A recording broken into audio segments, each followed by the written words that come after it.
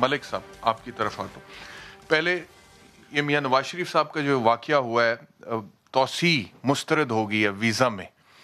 ویسے تو 1.5-2 سال لگیں گے. ابھی اپیل میں جائیں گے, اس کے بعد پھر ٹرائیبیونل میں گئے, پھر ہائی کورٹ میں جائیں گے, پھر سپریم کورٹ میں جائیں گے. تو پی ٹی آئی والے ایویں خوش ہو رہے ہیں. پھر نہیں, میرا خیال بے صاحب بہت شکریہ آپ کا.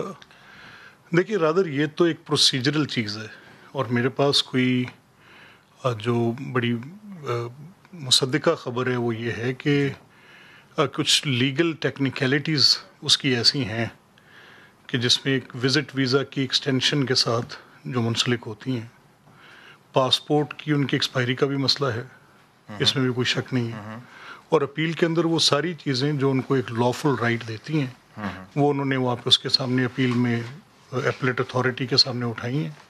تو اس کے ٹائم کے ساتھ فیصلہ ہو جائے گا جو ہوگا. جی اچھا, میں آپ کو دکھاتا ہوں شیخ رشید صاحب نے ابھی حال ہی میں کیا کہا میاں صاحب کو واپس لانے کے حوالے سے. اس کے بعد سینیٹر فیصل واڈا صاحب کیا کہہ رہے ہیں وہ بھی آپ کو بتاتے ہیں. ان کا ٹویٹ کیا, پہلے شیخ صاحب کو سنوائیے.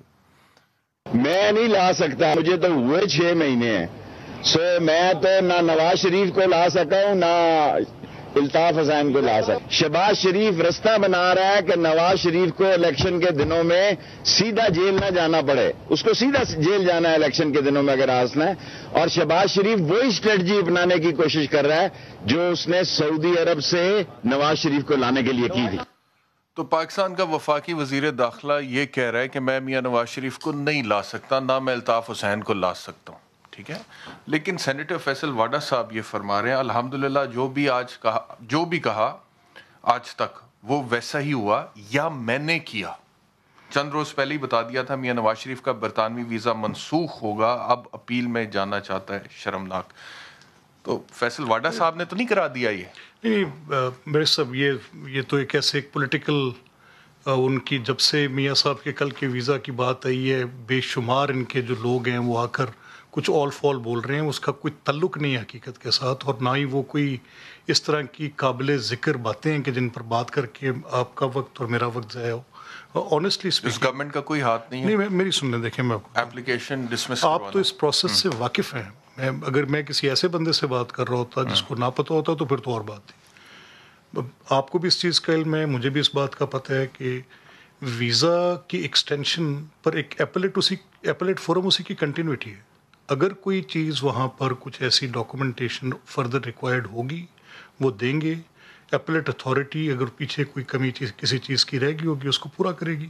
دیکھتے ہیں وہ ان کے سسٹم میں. اور دیکھیں جب یہ واضح طور پہ ان کی جو ہوم منسٹری ہے یا ڈپارٹمنٹ ہے جو بھی وہاں پہ وہ کن چیزوں کے اوپر اپنا فیصلہ کرتا ہے, ان کے تو بڑے کلیئر لاز ہیں. اب امیگریشن کے اور باقی معاملات ویزا کی ایکسٹینشن کے وہاں پہ اسٹیٹیوٹس موجود ہیں, اور ان اکارڈنس ٹو اسٹیٹیوٹس انہوں نے دیکھنا ہے جو معاملہ ہوگا.